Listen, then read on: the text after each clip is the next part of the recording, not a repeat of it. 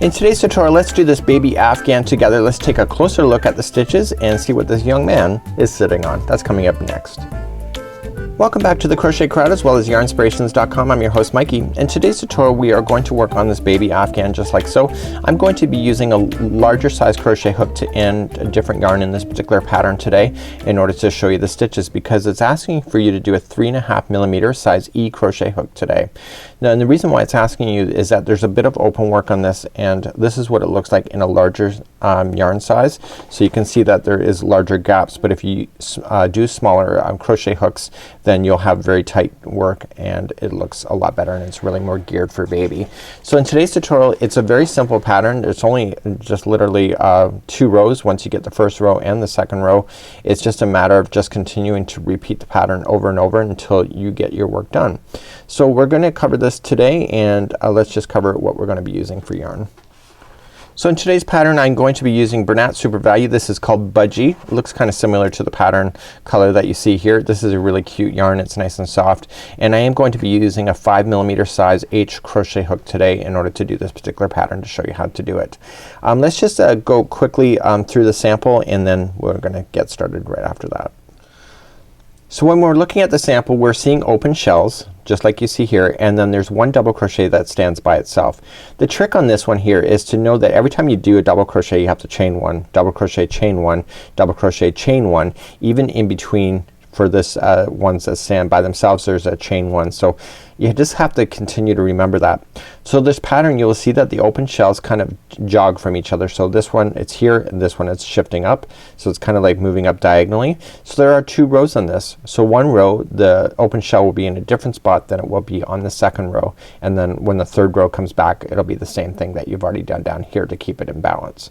So if you understand that there's only 2 rows, and it's just a matter of understanding where you're starting on a pattern in order to keep yourself in balance. But this is all just double crochets, chain 1, and it's all about sequence in order to make this one work.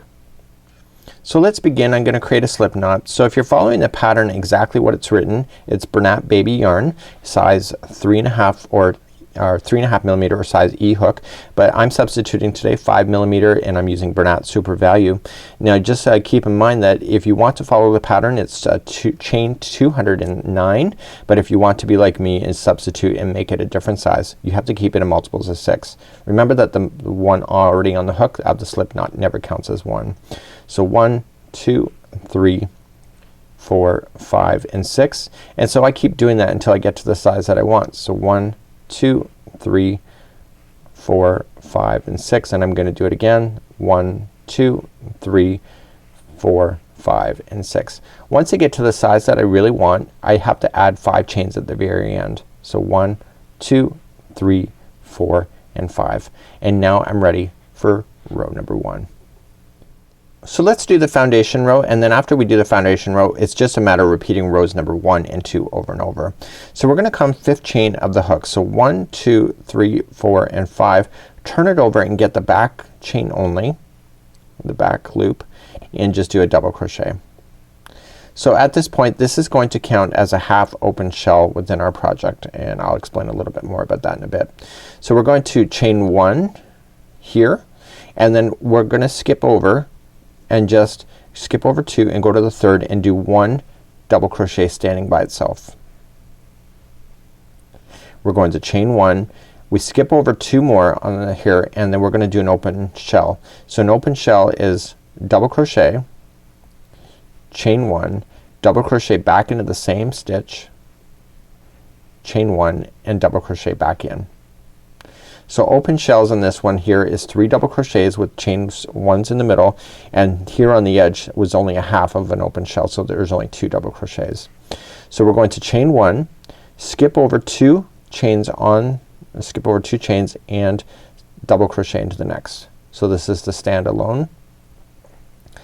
Okay, chain 1, skip over 2 more chains, and then go to the 3rd, and you are going to do an open shell here. So double crochet, chain 1, double crochet, chain 1, and double crochet. So there's 3 of those in there. After you get that done, chain 1 and skip over again another 2. Okay, and you're gonna continue to do that all the way across the line. Okay, so you have basically open shells with standalone double crochets, and those are important. So when we come to the very end, you're going to chain one, and the very final stitch is going to be a half open shell. So there in the final stitch you'll put in a double crochet, chain one, and double crochet, just like that. Okay, so no matter what your length is, you will end up doing it the same way. So let's turn our work and do row number 1. So on row number 1, it's going to be identical each and every time you hit it. So you're going to chain 4. So 1, 2, 3, and 4. This counts as a double crochet and a chain 1. Okay, so just always remember that. So what we're going to do is an open shell in the first double crochet that's standing by itself, and you're going to just double crochet, chain 1, and double crochet. Again, same stitch, chain 1, and double crochet.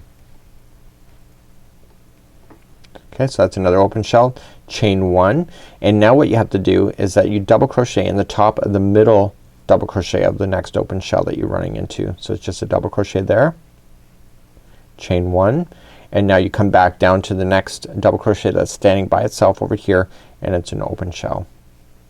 So double crochet, chain 1, double crochet, chain 1, double crochet. So this is causing those open shells to shift over from being over here to now here. Okay, let's chain 1, okay, and double crochet into the top of the middle of the next open shell, chain 1, and another open shell in the next double crochet that's sitting by itself. So double crochet, chain 1, double crochet, chain 1, double crochet. Okay, and to finish off, once you get all the way to the other side, chain 1, and you're going to double crochet into the top of the turning here. Okay, so you gotta make sure that it's the third one up, so that you still have a chain 1 space that's left in the middle to keep that shell open, like that. Okay, so that was row number 1. So every time you get to row number 1, you're gonna do exactly the same thing. Let's move up to row number 2. Let's turn our work and go for row number 2. So every time you hit row number 2, so this is the second part of the repeat, so it's 1 and 2 all over again. So this time in row number 2, we're going to return the open shell back to where it should be, like you did it down here. Okay, so the open shells will appear right above where the double crochets stand by themselves. So let's get started first. So we are going to chain 4.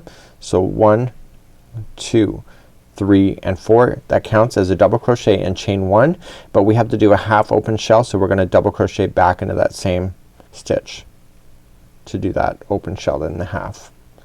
Okay, we chain 1 and we double crochet into the top of the next open shell, chain 1, and now it's time for full open shells, and these will stand in the double crochets that are by themselves. And so it'll be double crochet, chain 1, double crochet, chain 1, and double crochet. Once you get that done, chain 1, double crochet into the middle of the next open shell, chain 1, and double crochet. This is a standalone by itself, so this means it's a full open shell again. So double crochet, chain 1, double crochet, chain 1, double crochet. Get that done, chain 1, and now you're just gonna reach on over here. So the middle one of the next one is a double crochet by itself, and now you're gonna continue that same patterning going all the way across, and on the very edge, don't forget chain 1. The very edge here will be open shell, so right in the top here. Okay, and the third one up, you're gonna put a double crochet, chain 1, and double crochet. So it's a half open shell at the end, like so. So I'm gonna show you how to do row number 1 again, just so that you're clear on this pattern. So let's turn our work and go for row number 1 again. So number 1, we're gonna return the shells back to where they were here. So now the shells are gonna appear. So every time you see the double crochet standing by itself in the next row, that's will be the open shell, but right above it. So what you'll notice here is that, did you see here that we had our chain 4, it's by itself. This is a half open. So you just gotta make sure that when you're going and starting and stopping rows that you're just paying attention to that. So to start, chain 4, 2, 3, and 4 counts as a double crochet and chain 1. So we're gonna do an open shell right into the first double crochet. So double crochet, chain 1, double crochet, chain 1, double crochet. Okay, chain 1, double crochet into the middle of the next open, chain 1, double crochet, or sorry, open wave or open shell in the next double crochet. Okay, so it's just a matter of just identifying where you are in the pattern and being able to follow it along. There's only 2 rows to remember, and honestly once you get started in this pattern it's very easy to maintain it, and then you can just let your mind think about other things and let your hands do the work. So the very final one, when you run into that one, will just be an open wave or open shell. I did a wave pattern just before this tutorial. So do that, chain 1, and then you're right into the third one up. You're going to place a double crochet as your final, just by itself. So that was repeating of row number 1. Okay, so that's all you have to do with this pattern. It's really quite easy to follow. You can have some great luck. So that's today's pattern. Really quite easy. It's just following rows of 1 and 2 and being able to make it work. You know, just reduced your hook size just to condense the spaces if you're giving this to a child. Again, that is personal. That is your decision and completely up to you on what you want to do with that. But that's just a great idea, and this is a really easy pattern to be able to follow. So until next time, I'm Mikey on behalf of the Crochet Crowd as well as yarnspirations.com. Have a great day. We'll see you again real soon.